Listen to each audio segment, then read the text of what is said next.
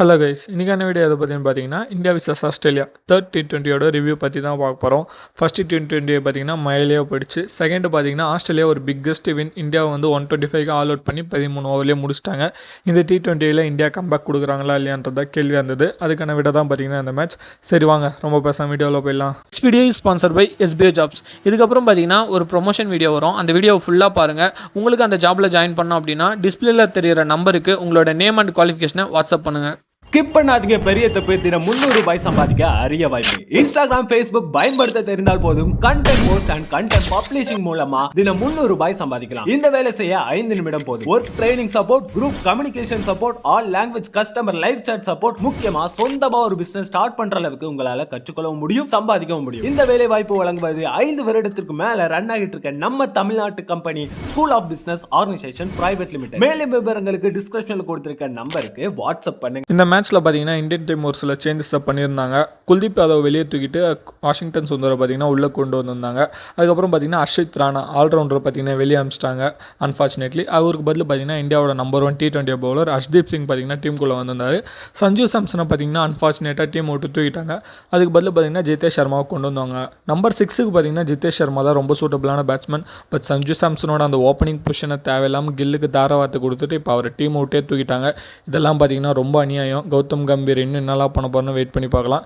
India தான் toss win பண்ணாங்க, நாங்கள் போலிங் பண்ணிக்கிறோம் அப்படின்னு சொன்னாங்க. இந்தியா பண்ண ஒரு நல்ல சேஞ்ச் பார்த்தீங்கன்னா ஹர்ஷ்தீப் சிங்கை உள்ளே கொண்டு வந்தது, அர்ஷித் ராணாவை தூக்குனது. ஹர்ஷ்தீப் சிங் பார்த்தீங்கன்னா ஃபஸ்ட்டு 2 ஓவர்ஸ்லேயே பார்த்தீங்கன்னா 2 பிரேக் த்ரூ கொடுத்துட்டாரு. அதனாலேயே பார்த்தீங்கன்னா இந்தியா வந்து ஒரு ஃப்ரண்ட் ஃபுட்டுக்கு வந்துட்டாங்க. ஆஸ்திரேலியா ஒரு ஷெல்லுக்குள்ளே போயிட்டாங்க. பெருசாக யாராலையும் ரன்ஸை ஸ்கோர் பண்ண முடியல. வருண் சக்கரவர்த்தியும் வந்து பார்த்தீங்கன்னா மிடில் ஓவரில் 2 விக்கெட் எடுத்தார். பட் ஒரு பக்கம் பார்த்தீங்கன்னா டிம் டேவிட் பெரிய பெரிய 6 அடிச்சுட்டு இருந்தார். முரட்டடி அடித்தான் மனுஷன். இன்னைக்கு 70 ரன் கிட்டத்தட்ட அடிச்சிட்டான். விட்டா 100 அடிச்சிருவோம் போலன்ற மாதிரி இருந்தது. சரி அவர் அவுட் ஆகிட்டாரு. சிவம் டுபே வந்து ரொம்ப எக்ஸ்பென்சிவாக இருந்தாருங்க. பட் டிம் டேவிடோட விக்கெட் எடுத்து கொடுத்துட்டாரு. அதுக்கப்புறம் ஸ்டாயினிஸ் வந்து அவர் பங்குக்கு ஒரு பக்கம் புழக்க ஆரம்பிச்சிட்டாரு. இவங்க 2 பேரோட பேட்டிங் வச்சு ஆஸ்திரேலியா 186 ரன்ஸை போஸ்ட் பண்ணிட்டாங்க.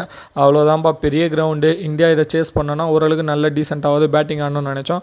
அதே மாதிரி அபிஷேக் சர்மா நல்லா ஸ்டார்ட் பண்ணார். கில்லி இன்றைக்கும் ஒரு ஃபெயிலியர். கில்லி இந்த மாதிரி 100 ஃபெயிலியர் ஆனாலும் அவர் டீம் மட்டும் தூக்க மாட்டாங்க. ஏன்னா அவர் தான் வைஸ் கேப்டன். அபிஷேக் சர்மா பார்த்தீங்கன்னா நல்லா ஸ்டார்ட் கொடுத்துட்டு அவுட் ஆகிட்டு போயிட்டார். சூரியகுமார் யாதவ்லையும் பெருசாக கேபிட்டலைஸ் பண்ண முடியல. ஒரு 20 ரன் கிட்ட அடித்தார். நல்ல ஒரு ஸ்ட்ரைக் ரேட்டில் தான் ஆடினார். தென் திலக் வர்மா ஒரு பக்கம் சாலிடிட்டி கொடுத்து ஆடிட்டு இருந்தார். பெருசாக அவரால் ஸ்ட்ரைக் ரேட்டில் ஆட முடியல. பட் 29 ஆஃப் 26 பால்ஸ்க்கு வந்து அடிச்சுட்டு போயிட்டார். அதுக்கப்புறம் அக்ஷர் பட்டேல் ஒரு அன்ஃபார்ச்சுனேட், பெருசாக அடிக்க முடியல. பட் வாஷிங்டன் சுந்தரை பார்த்தீங்கன்னா நீங்கள் ப்ரொமோட் பண்ணி இறக்கி விட்டுருந்தாங்க. இந்தியன் டாப் ஆர்டரில் எல்லாருமே ஒரு நல்ல ஸ்ட்ரைக் ரேட்டில் ஆடினதுனால பார்த்தீங்கன்னா டீம் ஸ்கோர் ஓரளவுக்கு நல்ல ரன் ரேட்லேயே பார்த்தீங்கன்னா மேலே இருந்தது. அது அப்படியே வாஷியும் ஜிதேஷ் சர்மாவும் பார்த்தீங்கன்னா கேபிட்டலைஸ் பண்ணி எடுத்துகிட்டு போயிட்டாங்க. வாஷி பார்த்தீங்கன்னா 49 ரன்ஸை பார்த்தீங்கன்னா வெறும் 23 பால்ஸில் அடிச்சிட்டாருங்க. 213 ஸ்ட்ரைக் ரேட்டு. இந்த மாதிரி வாஷி அடி நான் பார்த்ததே இல்லை. அவர் ஒரு 50 போடுவார்னு எதிர்பார்த்தேன். பட் கடைசியில் பார்த்தீங்கன்னா ஜிதேஷ் சர்மா 4 அடிச்சு மேட்சை முடிச்சு வச்சிட்டாரு. நம்பர் 6 ஸ்பாட்டுக்கு ஜிதேஷ் சர்மா அவர் பக்கம் ஒரு துண்டை போட்டுட்டாரு. இந்தியா பார்த்தீங்கன்னா அந்த மேட்சை ஈஸியாக 5 விக்கெட் வித்தியாசத்தில் ஜெயிச்சிட்டாங்க. Washington Sundar as a finisher. But ஒரே ஒரு குறை என்னன்னா வாஷிக்கு பவுலிங்கே கொடுக்கல. சிவம் டுபேவுக்குலாம் பார்த்தீங்கன்னா 3 ஓவர் கொடுத்தாங்க. அவரை வந்து தேர்ட் சீமராலாம் ஆடுறாங்க. பட் வாஷிக்கு ஒரே ஒரு ஓவர் கூட கொடுக்கல. இதை பற்றி நீங்கள் என்ன நினைக்கிறீங்க? இந்தியா பார்த்தீங்கன்னா இந்த மேட்சை ரொம்ப கம்ஃபர்டபுளாக வின் பண்ணிட்டாங்க.